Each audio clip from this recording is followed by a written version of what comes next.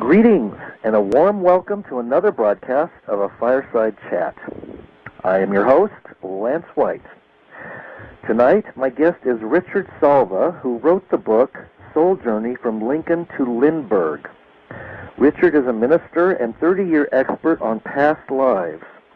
He lectures widely on yoga, philosophy, reincarnation, and history. His book has received 5 stars from Forward Clarion Reviews. In his book, he presents compelling evidence that Abraham Lincoln also incarnated as Charles Lindbergh. So let's find out more about this interesting topic from Richard right now. How are you, Richard? I'm doing well, Lance. How are you? Oh, good. Where did you get the idea to write a book, the book Soul Journey from Lincoln to Lindbergh? Yes, I actually first read about this thought that actually was something that Paramahansa Yogananda had said. Yogananda is a great master of yoga. He's fairly well known because he wrote the autobiography of a yogi. Oh, yes. And also his photograph, many people have seen his photograph because it was on the cover of the Beatles' Sgt. Pepper album. The Beatles and Elvis Presley and millions of people throughout the world have been inspired by his writings and teachings. Oh, yeah. But in the 1970s, his direct disciple, Swami Kriyananda, wrote a book called The Path. And in that book, in a chapter titled Reincarnation, Kriyananda mentioned that Yogananda had said, about 60 years ago or so, that Abraham Lincoln, in a past life, had been an advanced Himalayan yogi, and that he was reborn as Charles Lindbergh. And about 10 years ago, the idea came to me that it would be interesting to investigate this statement. It seemed like something that would be fascinating to look into. I didn't know what all I would find, but I thought it would be interesting to look into it. And so I dove into the history. I dove into the biographies, the history books, and so on. There's so much written about both men. They were so famous. Yeah. Their lives are so deeply chronicled and scrutinized. And many people who knew them wrote about them, about Abraham Lincoln especially. Not only was he president during the Civil War, but his life ended so dramatically and quickly, and at that point everybody wanted to know about him. So many people who knew Lincoln wrote about him, wrote about what he was like, what his habits were, what he tended to do in certain situations. And similarly for Charles Lindbergh, after he made his flight over the Atlantic in 1927, many people, again, there were a number of people who knew him, wrote about him, and he also wrote about himself. So there was a great deal of material, a great deal of written material to go through. So I spent 8 years going into this, and I'll tell you, I was just amazed at what I discovered. I ended up uncovering nearly 500 fascinating similarities and correlations between the lives of Lincoln and Lindbergh, more than 200 connections between Abraham Lincoln and the ancient spiritual science of yoga, and more than 100 between Charles Lindbergh and the path of yoga. And these connections, too, they weren't the sort of connections that everybody has, for instance, as if they both were, like pizza and like Beatles music or something like that. But mental obsessions, physical habits, social habits, even spiritual traits that they shared in common. It was really quite amazing. Wow. Did anything unusual happen while you were researching this book? Yes, actually, that's a part of the amazing aspect of working on this particular project was a strong sense of guidance from the very beginning. In fact, the way that I got the idea for this book, I was flying in an airplane cross country, and I was in between writing projects. And as a minister and a yogi, I'm a spiritual person, so I prayed for guidance. I opened myself up to God, to the universe, to give me an inspiration of something to work on. And within less than a minute's time, the idea for this book came to me, and it was a very strong impression, too. It wasn't a sort of a vague notion at all. And as soon as I started working on it, I just felt like I was riding a wave, like I was a surfer out of Malibu, because there was just so many, I was not only finding so much in the books, but I was receiving so many ideas and inspirations that I couldn't keep up with it all. And in fact, I'm afraid a number of those ideas and inspirations got lost because I just didn't have something to write on or didn't have a little microcassette recorder on me at the time. But it was just very powerful. And just to give you an idea of some of the amazing experiences I had while working on this subject, on this book, I would be reading about Abraham Lincoln and something to do with his life. And after reading it, I would be wondering, thinking, I wonder if there's something here that has to do also with the life of Charles Lindbergh. Mm-hmm. So the next day, I would be in a bookstore or a library, and I would see a book on the shelf, and the book might not have even had to do directly with Lincoln or Lindbergh. But I would pick it off the shelf and open it, and right there on the page I would open it to, I would find the answer to my question. Wow. Now, this didn't only happen once. It had happened over and over again. And as I say, there was just a very powerful sense of guidance while working on the book. Wow. Sounds like a lot of synchronicities to bring this book about. Yes, absolutely. It was quite extraordinary. Well, some people say, most people who have written books, I've done some guests, some shows with guests who say that, we have pre-incarnational contracts to do certain things, and this definitely sounds like something you might have designed as part of your journey in this lifetime. Yes. I can imagine that very much having been the case with such a quick answer to the prayer and so direct. Mm-hmm. It really seems like it was something that was good for me to work on in this life. Absolutely. And, the idea of reincarnation is something that it's still somewhat controversial, especially in religious circles. Yes. But I think people are beginning to see the wisdom of the possibility that we do go on in various ways, and that our spirit is eternal. Yes. And yes, in fact, I was actually surprised to discover that 40% of Americans either believe in reincarnation or consider the possibility. Mm-hmm. And something else that I thought was equally interesting was the fact that in a particular Gallup poll that was done recently, they discovered that the same percentage of Christians believed in reincarnation. Oh. People who said that they were Christians believed in reincarnation. Wow. As just the general populace, as those who specifically said they believed in it. And just goes to show you that I think that there are as many forms of Christianity as there are Christians. Yes, exactly. Exactly. Well, plus it's funny, how some of in India, how some of those monks find the revered ones that have reincarnated, and they'll travel around to these little villages, and they'll pick out a kid and say, that's the monk, he's going to be our next spiritual leader. So yes, and then the little boy would remember things that the monk had owned, and so. Yes. Well, the Dalai Lama is an example of that. Yes.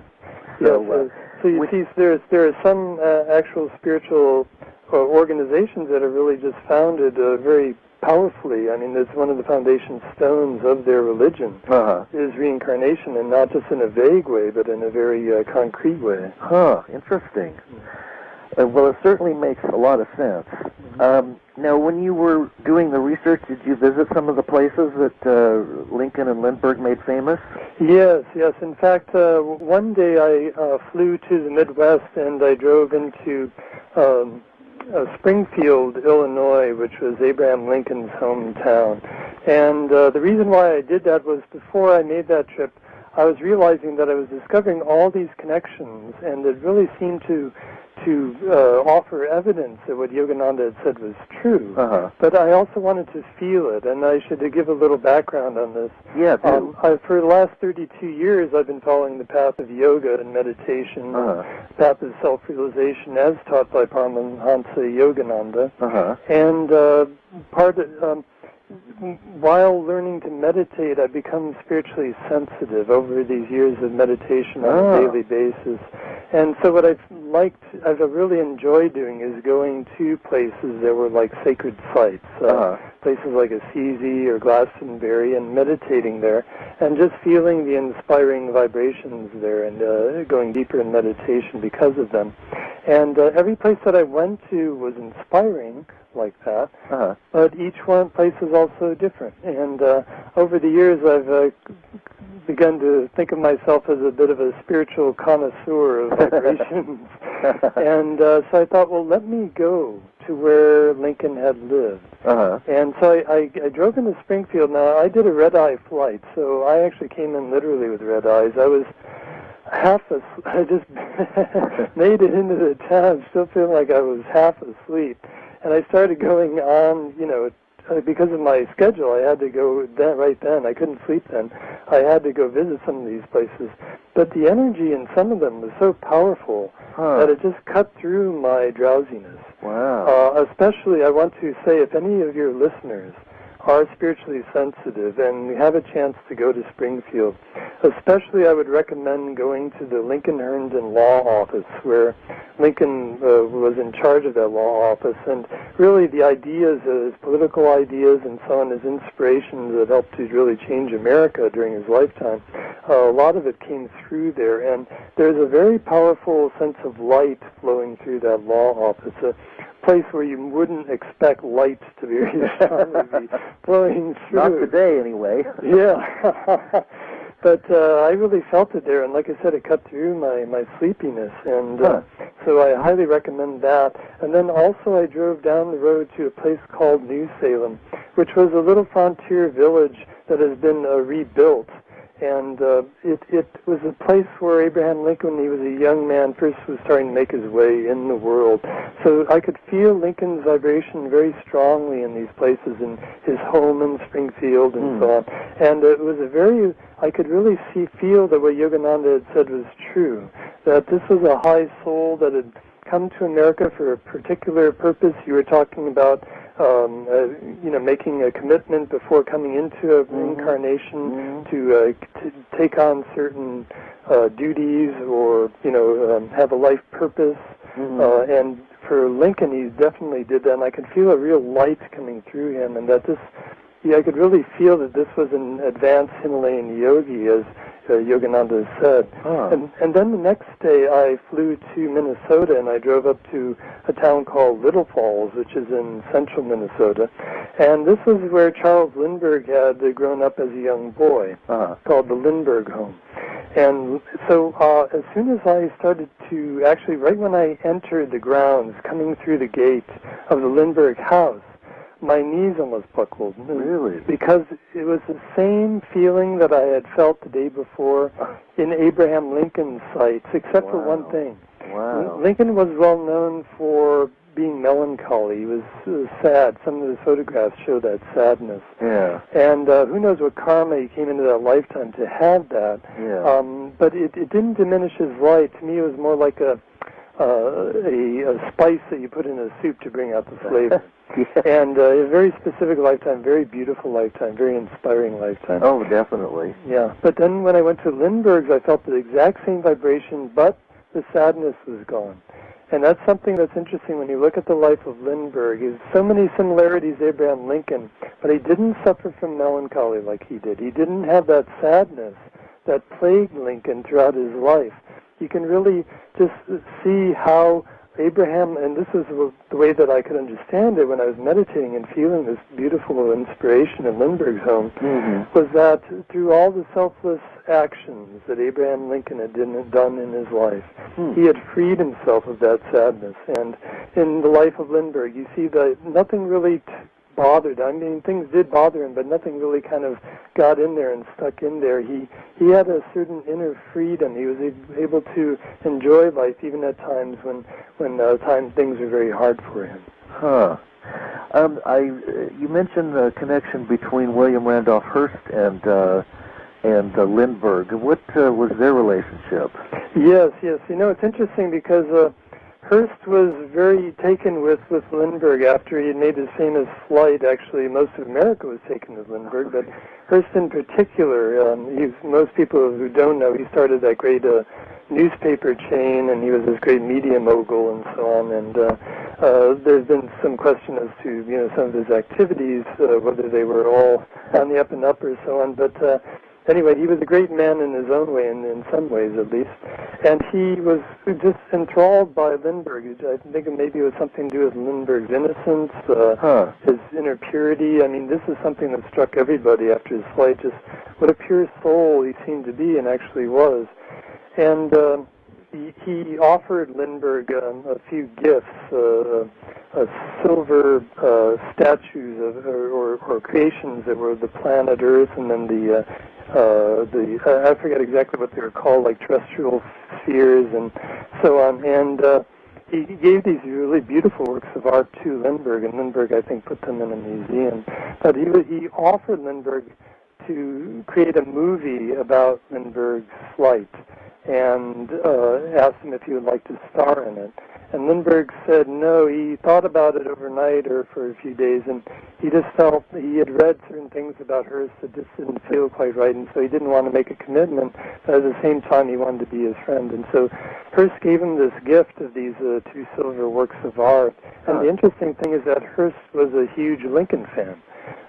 He was the one who actually helped to make sure that New Salem was saved for posterity, that it wasn't divided up into condos or something, and helped to create that. So I saw this too in the life of Lindbergh, that a number of people who really loved Abraham Lincoln also helped Lindbergh during his life, including Hearst, Henry Ford, and Douglas MacArthur, General MacArthur. Wow. Just out of curiosity, what was the lifespan of the two men? Was there any correlation there at all between Lincoln's lifetime and Lindbergh's? You know, I think not really. Lindbergh lived nearly 20 years past Abraham Lincoln's life. Of course, Lincoln's life was snuffed out, abbreviated, early. Right. And Lindbergh's wasn't. He died of, I believe, a form of cancer. And so he was able to enjoy his life. And when you think about it, what sort of karma would Abraham Lincoln have for having done so many wonderful things? Yeah. It makes sense that in his next life he would be able to enjoy a full lifetime. Yeah. He lived into his 70s and really was able to enjoy everything, many things, in fact, that Abraham Lincoln enjoyed and loved, but wasn't able to do much about because he had this very impersonal lifetime. In fact, his life was practically lined up for him. At a very young age, he started to have dreams of ascending to a high place in life, in power, and then falling from that height in a bloody end. And so it was like, from the very beginning, he had a sense of what his life is going to be like, and there's not a lot of leeway in there. You pretty much have to do things that will be in conformity with that. You get a little bit of time off here and there, but by and large, you're living a very strict and impersonal life. Yes, it seems that Lincoln's life was it was possibly more scripted, and structured than Lindbergh's, because Lindbergh certainly had a lot more. It seems like they had a lot more spontaneous fun. Yes. Lindbergh had incredible freedom in his life. As soon as he made that flight across the Atlantic, the world was his oyster. He had an open passport throughout the world. And the interesting thing is that Abraham Lincoln loved to travel. In fact, when he would go on the circuit court in Illinois, when the others would stop riding the circuit court and helping these people with their law cases in the small towns around the county and so on, Lincoln would continue to ride it, partially, I think, because he really enjoyed traveling. And this connects, too, with what Yogananda had said about both men, the one spirit that was both men, having been a Himalayan yogi in a past life, because there's this tradition in India of Himalayan yogis traveling throughout the country and never stopping for long in any place, feeling like the whole world is their home. They're called the wandering sadhus. And Lincoln and Lindbergh really kind of epitomize that in their lives. Lincoln to a lesser degree. But Lindbergh, boy, he just traveled anywhere that his feet or automobile or a motorcycle or a train or especially an airplane would take him. Interesting. What were some of the other connections that you found between the two men? Yes, they're really fascinating. As I mentioned, these connections, they cover every aspect of human life, from the physical to the mental, emotional, social, and even spiritual. I'll just give you some of the more interesting ones. Oh, good. Yes, both men lost sons while they were centered in the public eye. Huh. Lincoln lost his son Willie of typhoid when he was president, and of course Charles Lindbergh, the famous kidnapping. Oh, that's right. Yeah, so his son died during the kidnapping attempt. Oh, so, that's right. That was more than just a mystery movie. Yes, It really happened. It really happened, yeah, that's true. And both men, like I said, Lincoln, you think Bush is scrutinized. Nah. Lincoln, during the Civil War, everybody was watching every movie made, and his son died then. And for Lindbergh, too, he was more famous than the president during, after he made his flight. This was just a few years after. So, both men ended up viewing their sons' remains after their sons had been dead for weeks. Oh, my. Yeah, Lincoln's son who died, his name was Willie. He was Lincoln's favorite son. And, they weren't really they hadn't moved very far forward on embalming in those days, but he insisted, in spite of that he asked the men to disinter his son's body so that he can look at his face one more time. He did this several times after he had been dead for a while. Really? Yeah, so you can see that love that was there and the power of the desire to see him no matter what the condition of his form. And again, you see a certain detachment there that would go in line with the Himalayan yogi. Yeah. And then Charles Lindbergh, when they finally found his son, I mentioned that his son was killed during the kidnapping attempt. Most historians agree that it was a failed kidnapping, that it was an accident that happened during the kidnapping attempt. Huh. And so when they found the son's body, it had been laying out in nature for a number of weeks. And others had already identified the boy, and it was not necessary for Lindbergh to do so. But he insisted on seeing his son's remains, even though, again, you can imagine what the condition was. Which, this is really quite extraordinary. Lindbergh's daughter, Reeve, wrote about this in her book Under Wing, and just pointed it out as an extraordinary example of parenthood, that he insisted on doing that. And so both men also fell in love with a young woman named Anne. Lincoln fell in love with a young woman named Anne Rutledge, according to the Lincoln legend. And Lindbergh, of course, Anne Morrow, ended up becoming his wife. Both got engaged to those young women when he was 26 and she was 22. You see these sort of things just sort of splicing through, just sort of threading together, just these karmic threads just passing through so many parts of their lives. I mentioned nearly 500 connections. It really takes you through all their lives and shows the many, many similarities between them.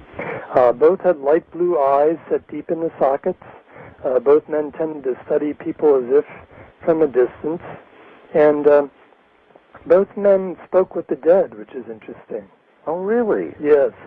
After Willie had died, Lincoln had his son Willie came to him in a dream, and he said to one of the men in his cabinet, it's strange, I knew that he was dead, but it seemed like he was more alive than when he was alive. Really? And it was a very moving experience, and he wondered for a time if he was starting to go off the deep end because he had this experience. And then Lindbergh had a similar experience with his dad, who he was very close to. After he passed away, he wrote in his final autobiography that the two of them, he would come in dreams, and they would talk as if he had never gone anywhere, and just, just touch base that way. And, in the teachings of yoga, there are these certain powers, abilities that come to yogis as they grow spiritually. Now, these are universal truths. These are universal spiritual truths. So it's not limited to the practice of yoga, but the yoga teachings give a very clear and concise description of what happens as you grow spiritually. And for anybody who has perfected the ability of introspection, of self-study, it's said that they are given information comes to them from higher spheres. And this happened in the lives of both Lincoln and Lindbergh. These sort of dreams, these sort of even waking dreams or almost visions would come to both of them. So that was quite interesting. Both men were truthful to such an extent that they were shocked when people lied to them. Now we know what's Lincoln's nickname, Honest Abe, right? That's right. Well, the reason they called him that was because he was truthful to such a degree that most people wouldn't go that far. Yeah. As he put it, if you say the truth, but you don't, when you're saying it, you don't know if it's true or not, then it's as good as lying. Yeah, yeah. There's really such a strict view on truth. And when Stephen Douglas made a commitment with Lincoln to not do any campaigning for a period of time, not to make any speeches, Lincoln was really shocked when Douglas did so anyway. And he said he never quite trusted Douglas after that. And Lindbergh, after his flight, he was given these promises by so many newsmen that they would write this and that. And then when he would read the stories, he would see that they'd made up all this stuff, and he was really shocked. He was really just shocked, and that somebody would say they would do something and then not do it. It was just beyond his comprehension, at least at that point in his life. So, again, there's a similarity between the two men in consciousness. Yeah, yeah. Was there any speculation that they married the same woman, that she might have also been somebody that reincarnated or incarnated for both men, or? That's an interesting question. I was just starting to work on that idea when a friend of mine who had also known about Yogananda's statement made and he said something that really made me look in another direction. When you actually look at the lives and the personalities of Mary Todd Lincoln and Anne Morrow Lindbergh, you see two women who are not really very similar in their personalities. Okay. To give one example, Mary Todd used to just tell people that she hardly knew various in-depth secrets about her life and about things that were going on with her. And Anne Morrow was just very quiet and she kept her cards close to her chest more. She was more like her husband that way. In fact, Lincoln and Lindbergh were both that way.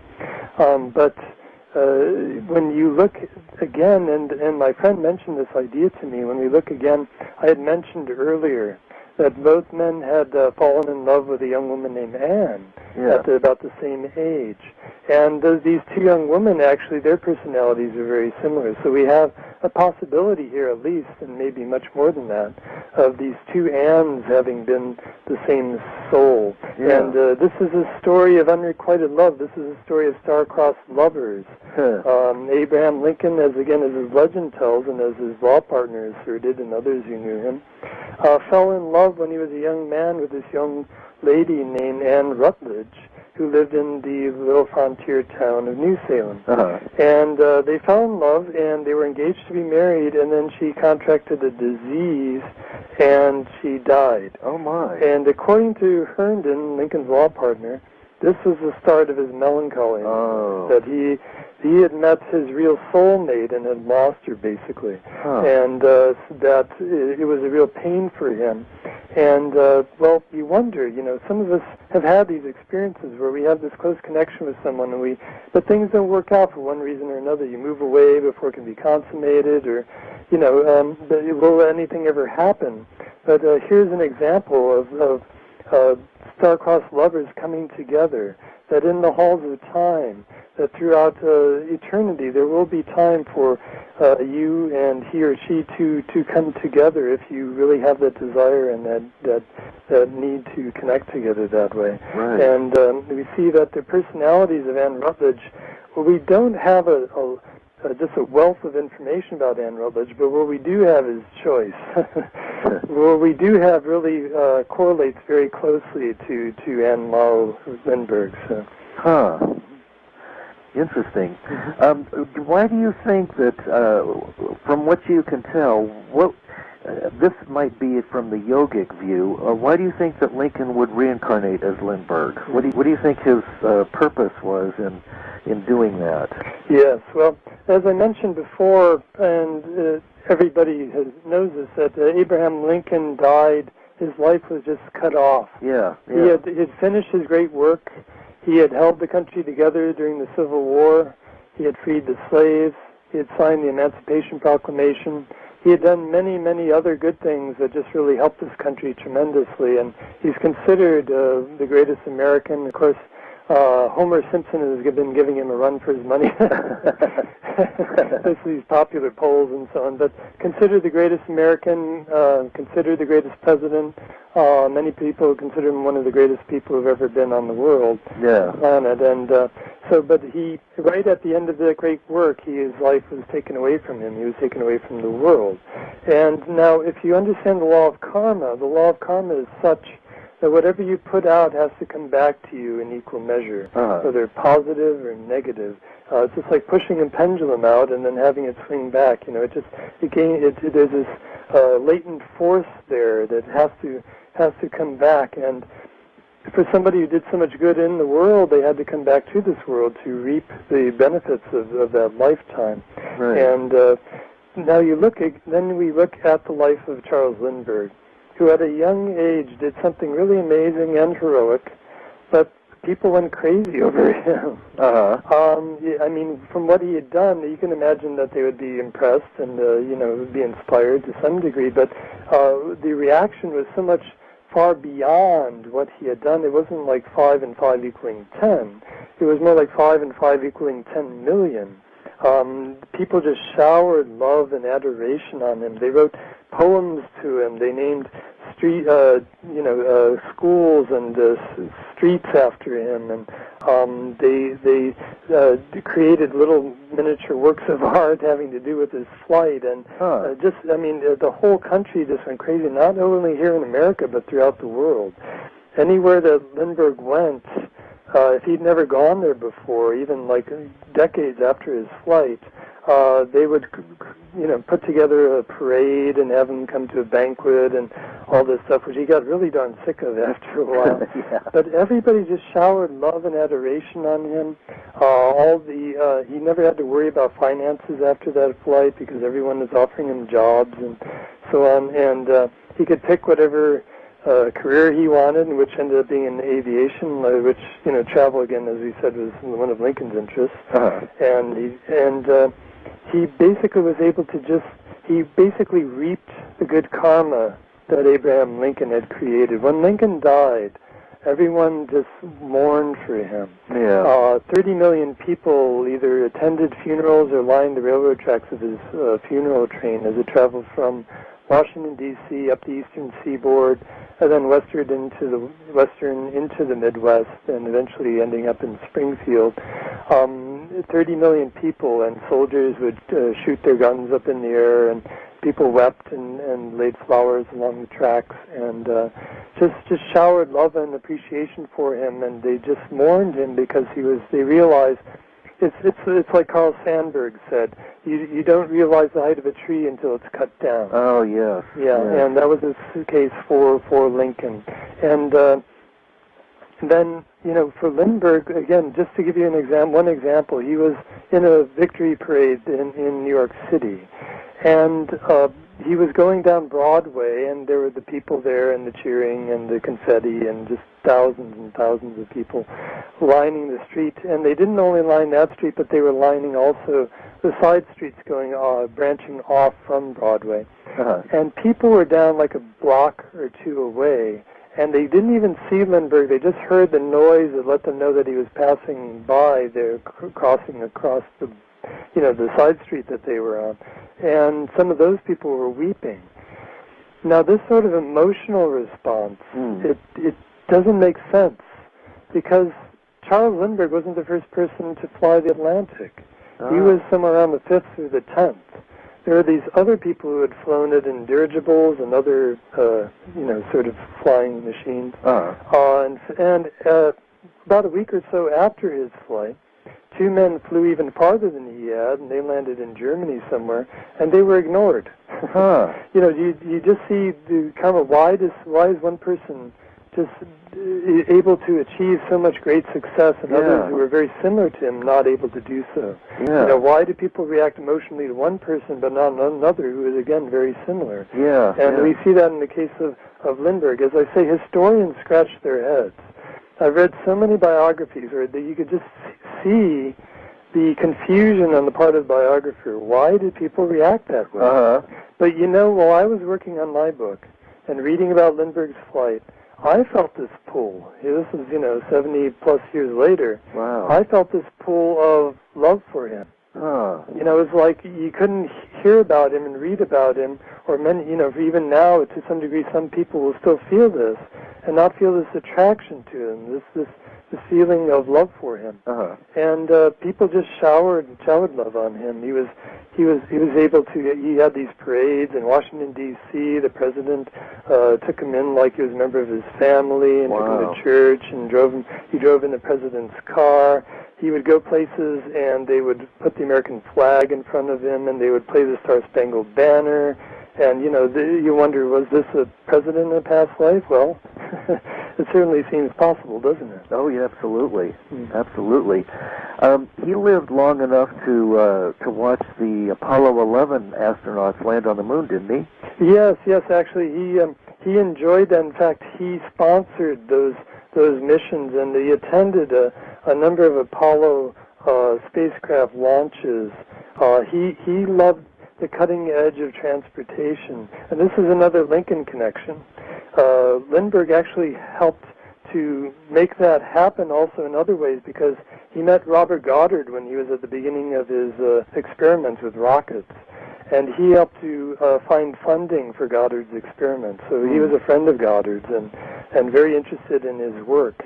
And so whatever was the cutting edge of transportation, Lindbergh was very interested in, and usually put his seal of approval on it. He didn't for the SST because he started to worry more about the environment.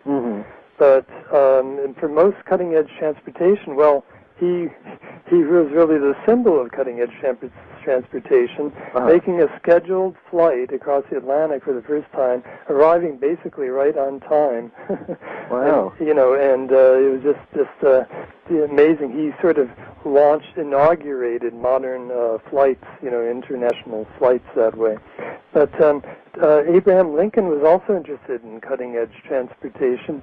When he was a lawyer, he used to argue cases for the steamships when they were the cutting edge of transportation, and then when it shifted to the railways, to the railroads, he started to argue cases for the railroads against steamship interests.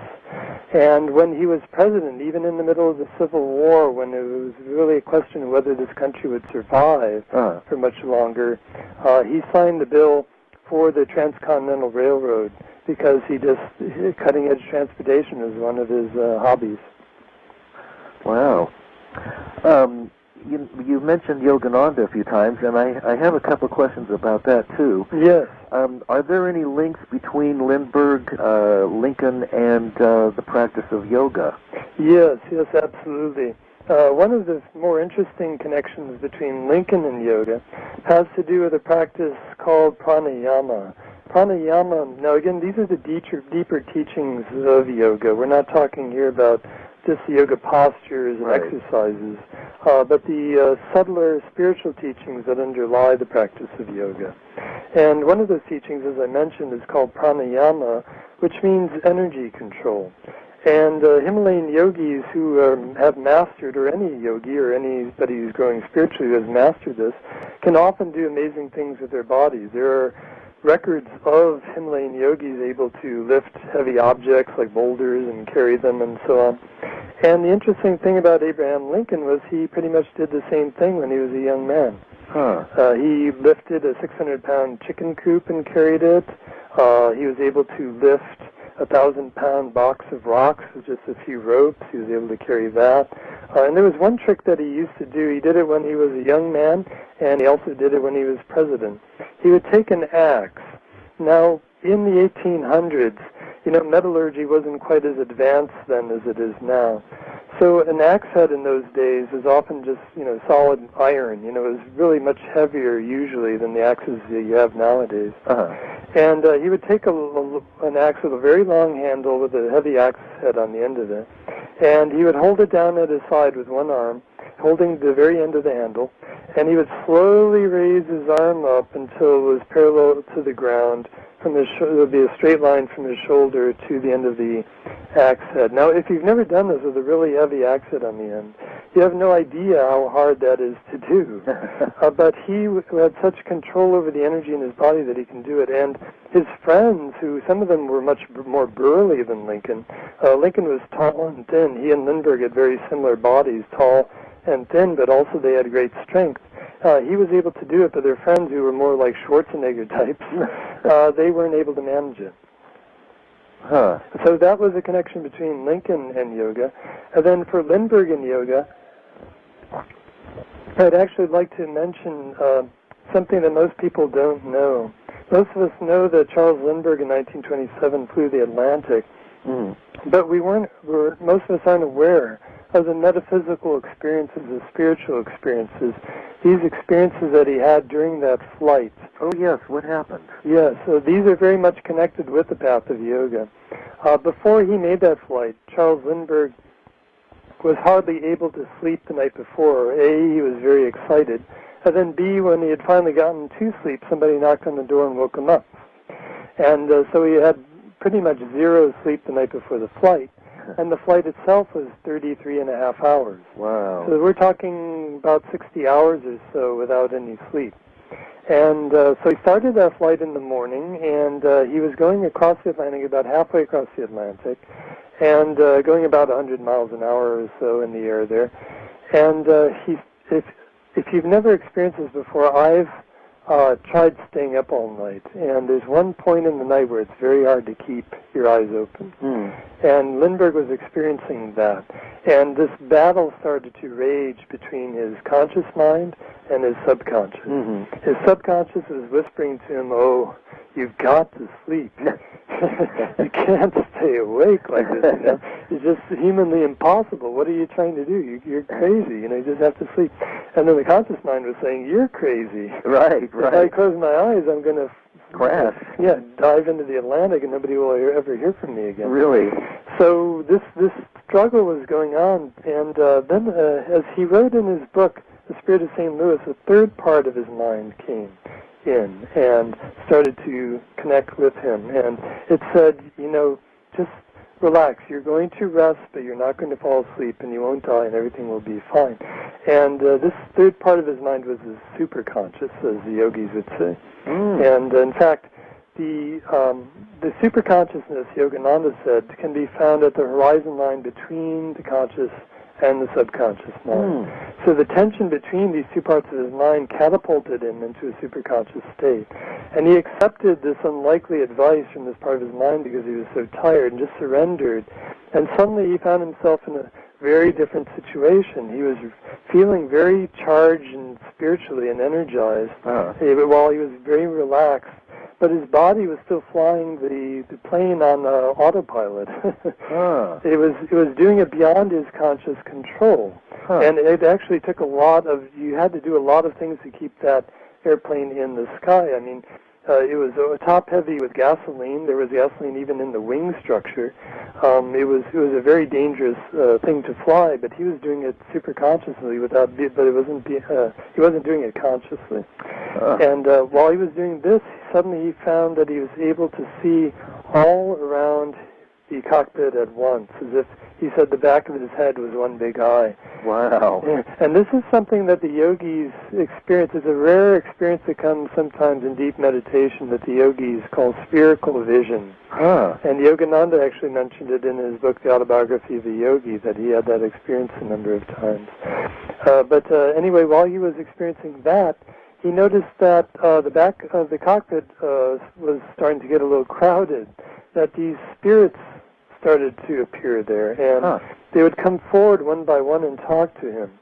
And he felt so comforted being in their presence, and they felt so familiar to him, that he wrote in his Pulitzer Prize-winning book, The Spirit of St. Louis, I wondered if I had known them in a past life.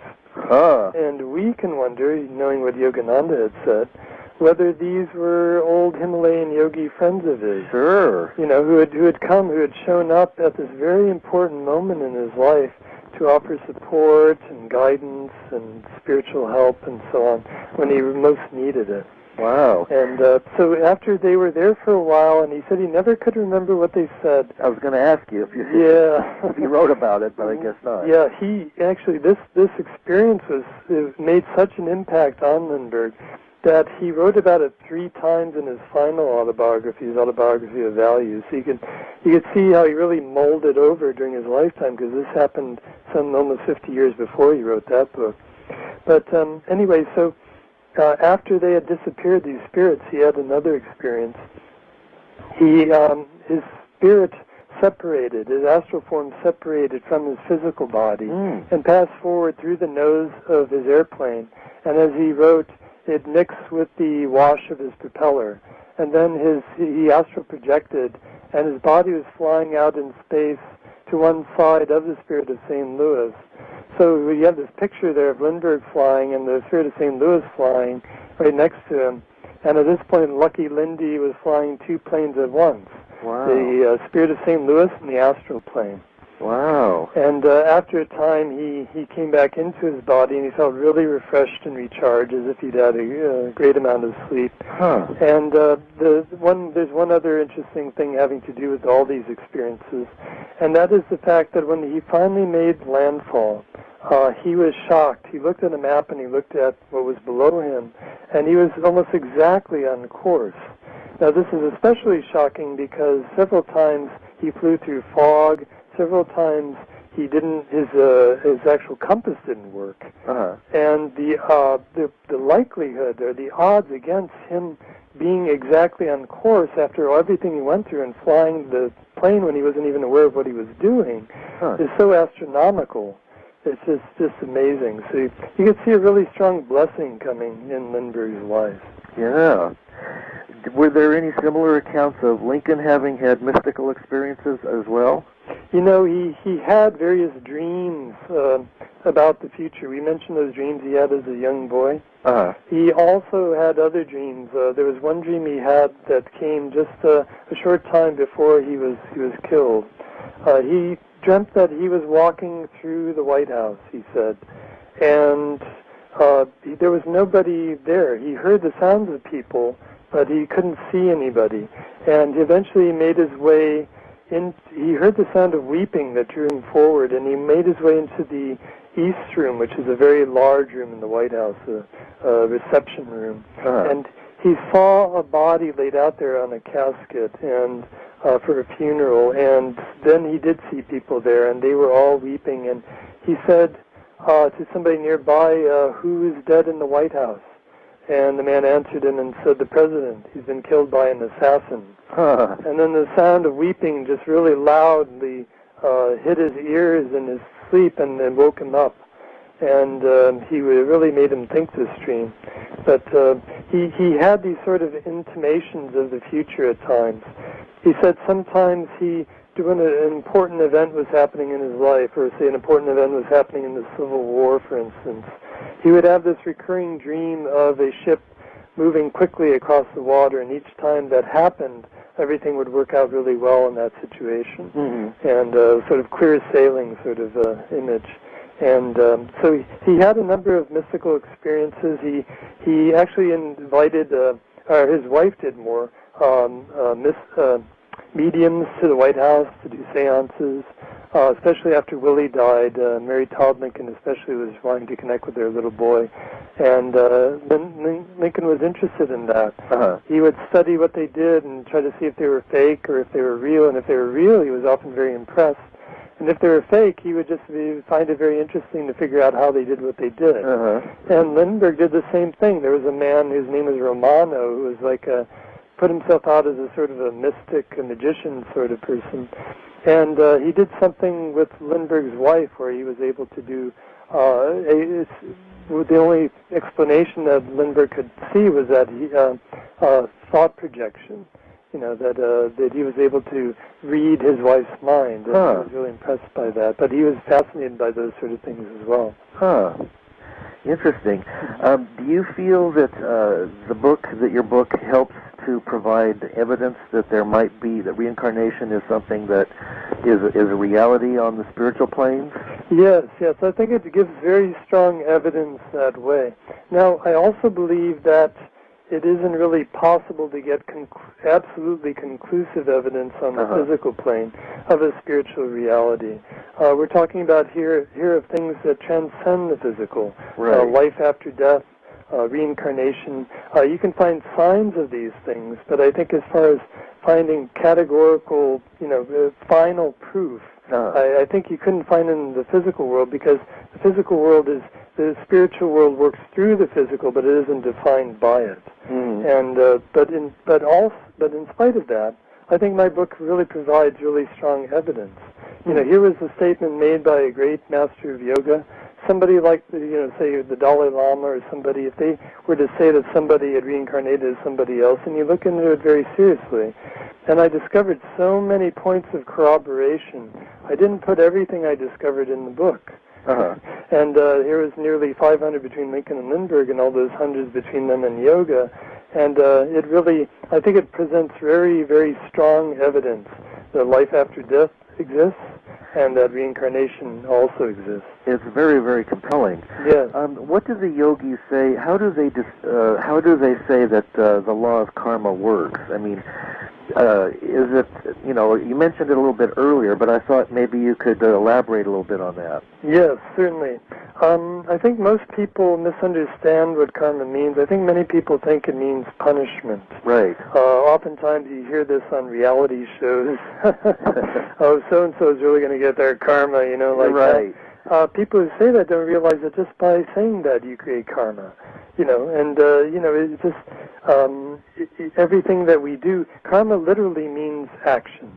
Okay. And it's the spiritual counterpoint to the Newton's third law of motion, or that says that for every action there is an equal and opposite reaction. And this is a law in the universe. The universe is based on duality, and like we said, you push a pendulum out one way and it comes back. But there's no desire to punish involved in it. It's an impersonal law of the universe, an impersonal teaching law. It's like the same law that happens when you put your hand on a burning stove and you get burned and you pull your hand away. There is no desire in the laws of physics or the laws of nature to punish you for doing that, but it's there to teach you, because if you left your hand there, you would destroy your hand. So eventually you would have no hand anymore, but because of the pain you realize, okay, I shouldn't do that. And it's the same thing with karma.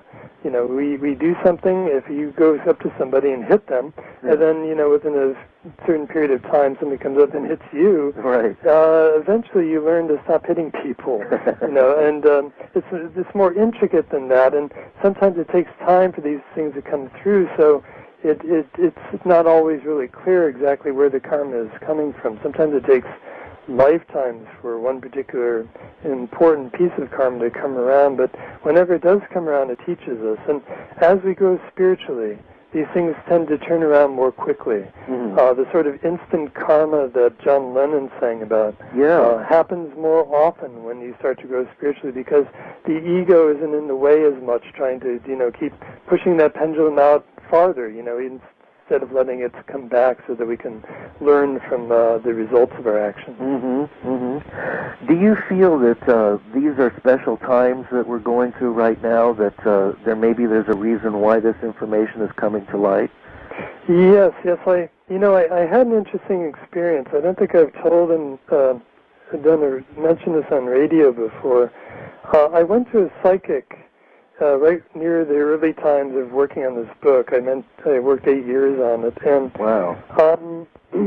And I was just sort of interested to hear what she might say. She was recommended by someone, and so when I came into where she was doing her readings, she was apparently running late. So she came up to me and she just told me that and asked me if it'd be okay for to wait a little longer, which was of course fine. And when she was looking at me, it was strange because she looked at me and then she looked over my shoulder and she smiled, and I sort of found that strange.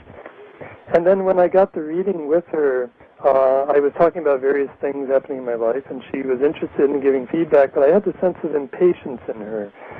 And then I mentioned I was working on this book about Abraham Lincoln and Lindbergh, and she immediately just, this big smile, nodding her head, and she said, I saw Lincoln in your aura. And she said, in fact, I wondered if you might have been Lincoln or something, and I pointed out that my life, goes at the same time to a certain degree with the life of Lindbergh, so that wouldn't be true. Right. But she said, this is really important, and I'm going to record this. She said she doesn't usually record her readings, but she wanted to record this. And she said this was a very important book that was coming out, that it's a message that people need to hear about reincarnation, that it will really teach many, many people what reincarnation is about. Mm-hmm. And that it's not so much to do with me personally, mm-hmm. that it's something important, that it's a message that's coming out. And I could see the case for that, because here are two historic figures. Yeah. Here we have these very spiritual truths coming out in their lives, and it's something I think that as time goes on, more and more people will be interested in. Oh, absolutely. Absolutely. I think that this is a field that's opening wide up right now, and, yes.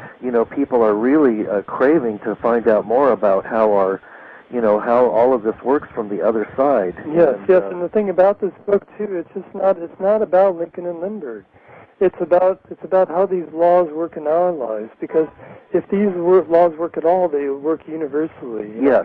There's no right. There's no double standard there in the universe. It'll work for people who are famous and people who are not so famous equally.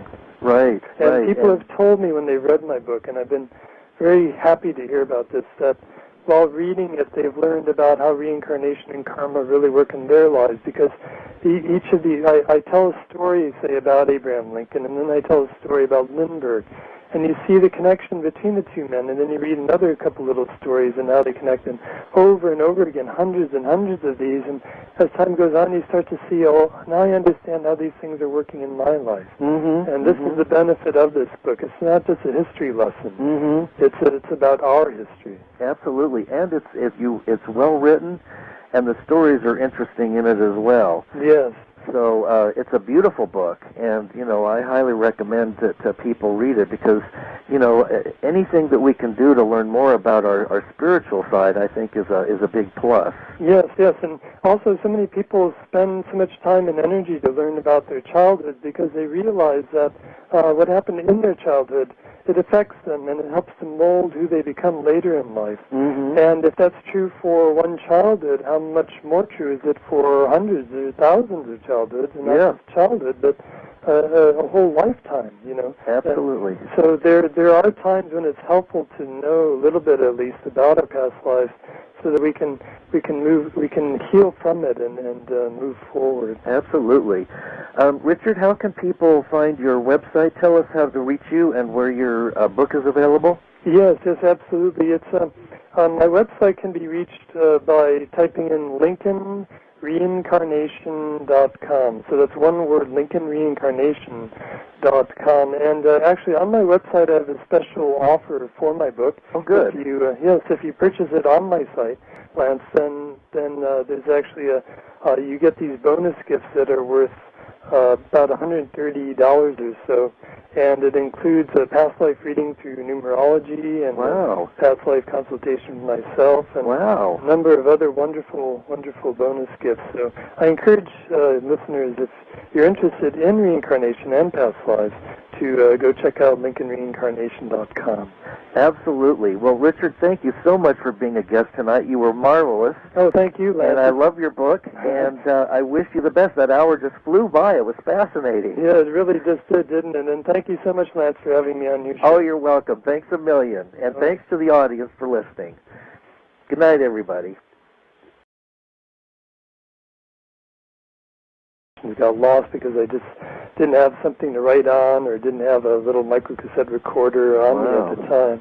But it was just very powerful. And just to give you an idea of some of the amazing experiences I had while working on this subject, on this book, I would be reading about Abraham Lincoln and something to do with his life. And after reading it, I would be wondering, thinking, I wonder if there's something here that has to do also with the life of Charles Lindbergh. Mm-hmm. So the next day, I would be in a bookstore or a library, and I would see a book on the shelf, and the book might not have even had to do directly with Lincoln or Lindbergh. But I would pick it off the shelf and open it, and right there on the page I would open it to, I would find the answer to my question. Wow. Now, this didn't only happen once. It had happened over and over again. And as I say, there was just a very powerful sense of guidance while working on the book. Wow. Sounds like a lot of synchronicities to bring this book about. Yes, absolutely. It was quite extraordinary.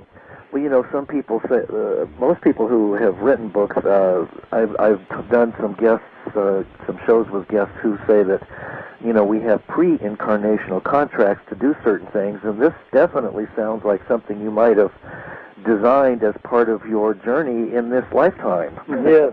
I can imagine that very much having been the case with such a quick answer to the prayer and so direct. Mm-hmm. It really seems like it was something that was good for me to work on in this life. Absolutely. And, the idea of reincarnation is something that it's still somewhat controversial, especially in religious circles. Yes. But I think people are beginning to see the wisdom of the possibility that we do go on in various ways, and that our spirit is eternal.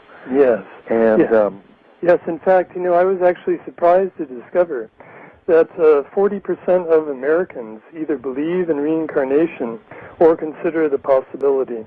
And something else that I thought was equally interesting was the fact that in a particular Gallup poll that was done recently, they discovered that the same percentage of Christians believed in reincarnation. Oh. People who said that they were Christians believed in reincarnation. Wow. As just the general populace, as those who specifically said they believed in it. And just goes to show you that I think that there are as many forms of Christianity as there are Christians.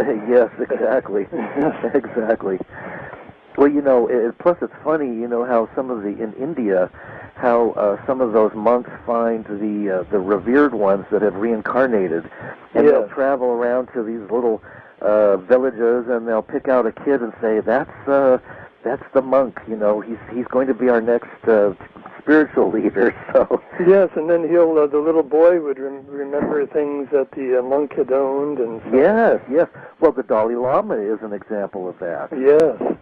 Yes, they had said about 60 years ago or so that Abraham Lincoln in a past life had been an advanced Himalayan yogi, and that he was reborn as Charles Lindbergh.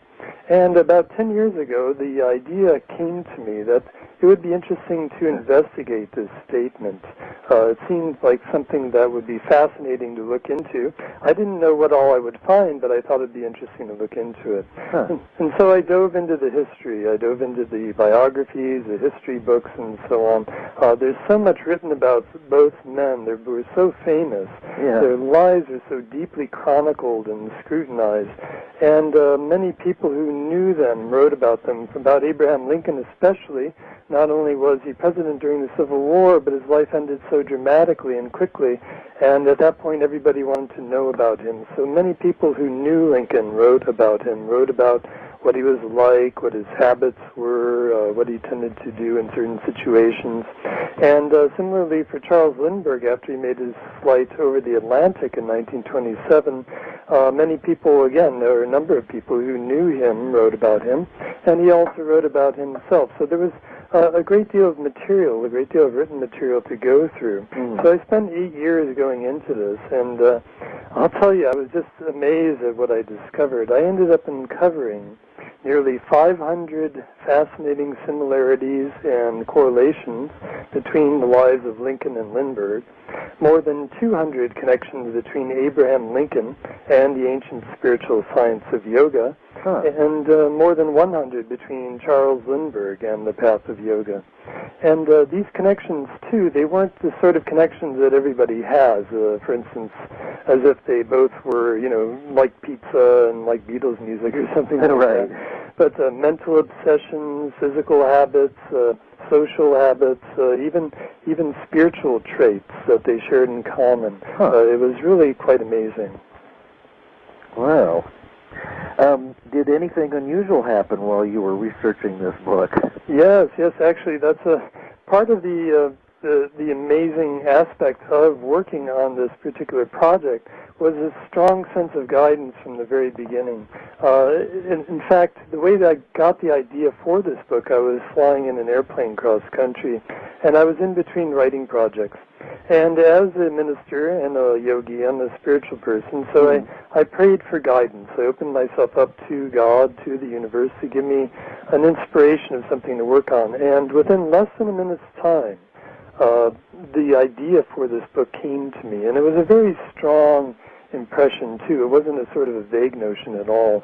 And as soon as I started working on it, I just felt like I was riding a wave, like I was a surfer out of Malibu, because there was just so many, I was not only finding so much in the books, but I was receiving so many ideas and inspirations that I couldn't keep up with it all. And in fact, I'm afraid a number of those ideas and inspirations.